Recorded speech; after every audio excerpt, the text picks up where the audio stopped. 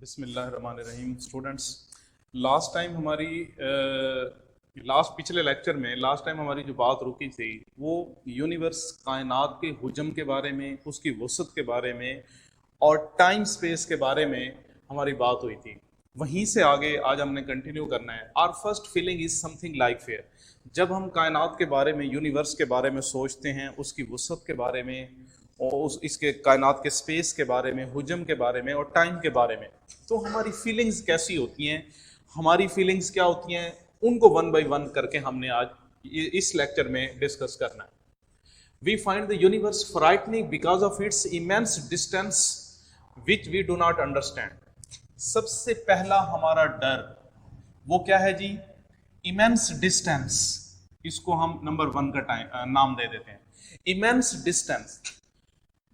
इतने ज्यादा डिस्टेंस, इसकी जो वुसअत है, जो फासले हैं वो इतने ज्यादा हैं which we do not understand, जिसको हम समझ नहीं पाते। यानी कायनात, यूनिवर्स के बारे में सोच के हम क्यों डरते हैं? सबसे पहली बात क्या है जी? Immense distance. उसके बाद आगे चलते हैं, frightening because of the stretches of time. दूसरी हमारी खौफजदा होने की जो वजह है वो क्या है जी? Stretches of time. जो ये वक्त का फैलाव है, इसके बारे में भी जान के, सोच के, देख के हमें डर लगना। यानी कि ये जो हम नंबरिंग कर रहे हैं ना, ये हम अपने फेयर को काउंट कर रहे हैं। ये fear number 1, fear number 2, so great that we do not imagine them. ये वक्त का फैलाव ऐसा है कि हम इमेजिन भी नहीं कर सकते कायनात के बारे में। Making the whole human history so very small in comparison. हम पूरी इंसानी तारीख का मुताला कर लें, वक्त के साथ उसका कंपैरिजन नहीं हो सकता। Frightening because of our extreme loneliness. इसको एक्सट्रीम लॉनलीनेस को हम नंबर 3 का नाम दे देते हैं। ये हमारा तीसरा डर है, तीसरा खौफ है कि ये तीसरी चीज है जिसको सोच के हम डर जाते हैं। हमारी जो फीलिंग्स हैं वो अजीब किस्म की हो जाती हैं। First feeling is something like fair, extreme loneliness, immense distance समझ आ गई, stretches of time. Extreme loneliness क्या है? ये तन्हाई क्या है? देखें, पहले हम पीछे पढ़ के आए हैं कि ये जो हमारा प्लेनेट है, जमीन है, उसने कंपैरिजन पिछले लेक्चर में किया था, पिछले पैराग्राफ के अंदर, कि जैसे साहिल समुद्रों के ऊपर पड़ी हुई रेत, रेत का एक जरा, इस जमीन को, इस प्लेनेट को उसने रेत का एक जरा कहा था। अब वहां से अंदाजा लगा लें कि हमारा ये जो घर है, हमारा ये जो प्लेनेट है, जमीन है, ये कितनी छोटी है और बाकी कायनात कितनी बड़ी है, कितनी वसी है, और हम कितने तनहा हैं यहाँ पे। And because of littleness of our home, देखिए, लॉनलीनेस, लिटलनेस, हम तनहा, इसको नंबर 4 का नाम दे दें। हम तनहा कितने हैं और हमारा वजूद छोटा कितना है, कितने स्मॉल लेवल पे हम एग्जिस्ट करते हैं, कितने छोटे लेवल पे हम एग्जिस्ट करते हैं इन स्पेस, इस खिला के अंदर, इस वसत के अंदर। दोबारा जरा एक मरतबा तरतीब बना लें। Number 1, immense distance, stretches of time, extreme loneliness, littleness of our home space. उसके बाद आगे चलते हैं, a millionth part of a grain of sand out of the sea, sand in the world. कि हमारा वजूद इतना छोटा है कि एक रेत का जो एक जर्रा होता है, उसके 10 लाखवें हिस्से के बराबर भी शायद हम नहीं हैं। यहां तक ये पैराग्राफ मुकम्मल हुआ।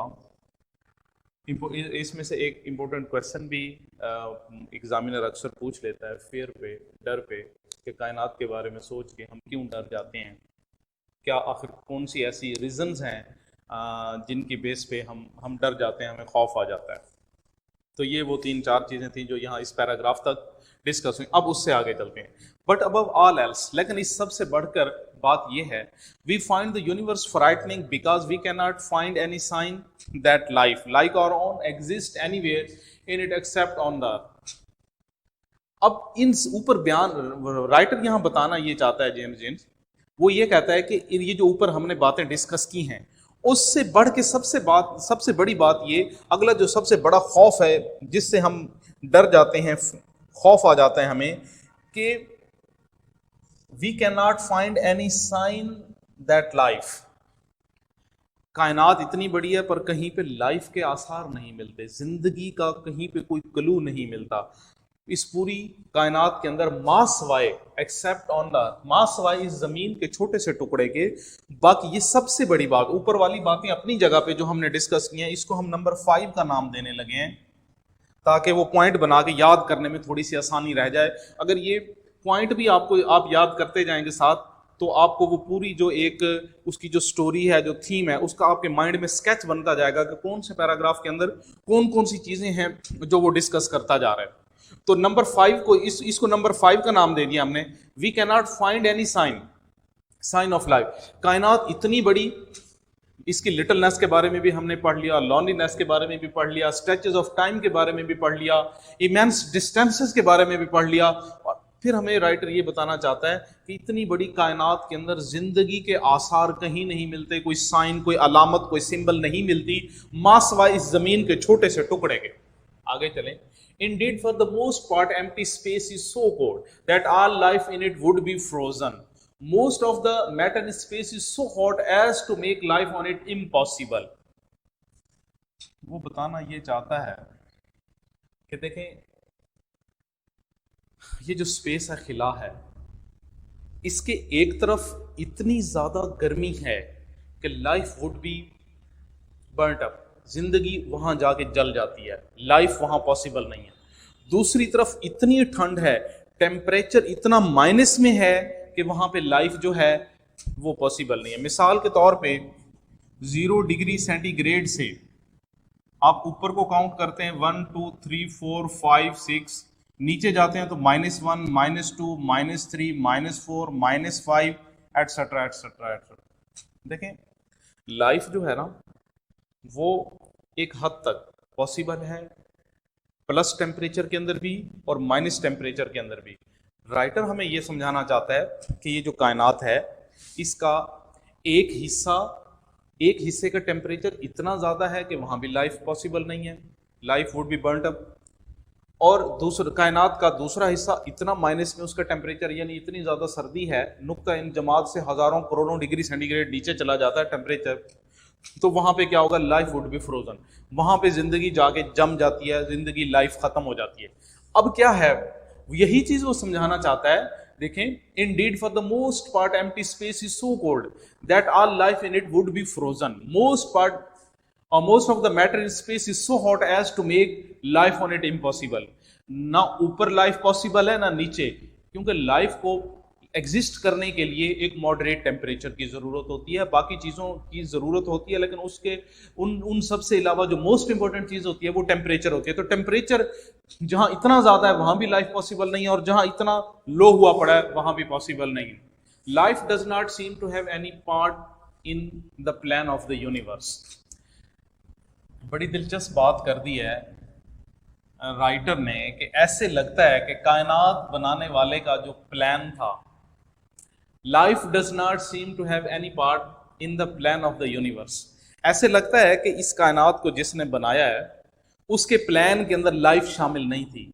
यानी अल्लाह ताला ने कायनात को बनाया और अल्लाह ताला, यानी ऐसे ये एक कयास सराइयाँ हैं, इसमें कोई रियलिटी नहीं है। एक बात हम ऐसे कर रहे हैं कि ऐसे दिखाई देता है, इन ऊपर की गई रीजन्स को पढ़ने के बाद ऐसे लगता है कि जैसे जिसने कायनात अल्लाह ताला ने बनाई है, जिंदगी उस प्लानिंग के अंदर शामिल नहीं थी, लाइफ उस प्लानिंग के अंदर शामिल नहीं थी।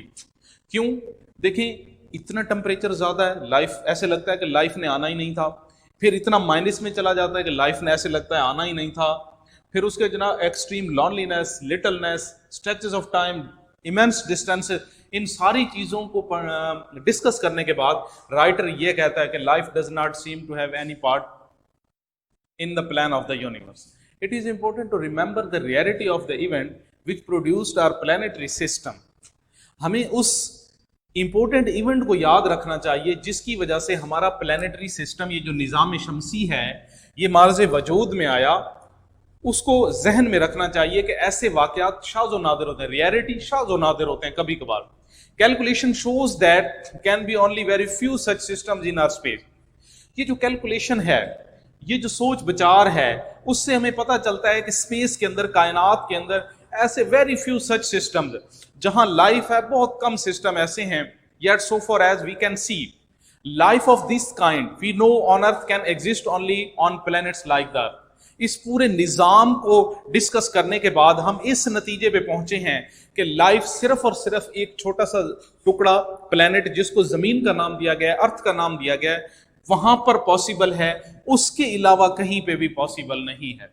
इसमें से इंपॉर्टेंट दो क्वेश्चंस भी इन दो पैराग्राफ में से बनते हैं बेटे, और थोड़े से ये सिनोनिम्स, इनको भी साथ डिस्कस कर लें और फिर उसके बाद अगले लेक्चर में। For most word of usually generally rarity, rarity क्या है जी? स्कार्सिटी, शॉर्टेज, इनफ्रीक्वेंसी, कैलकुलेशन, एस्टिमेशन यानी अंदाजा लगाना, रफ कैलकुलेशन करना, reckoning, working out. Thank you very much.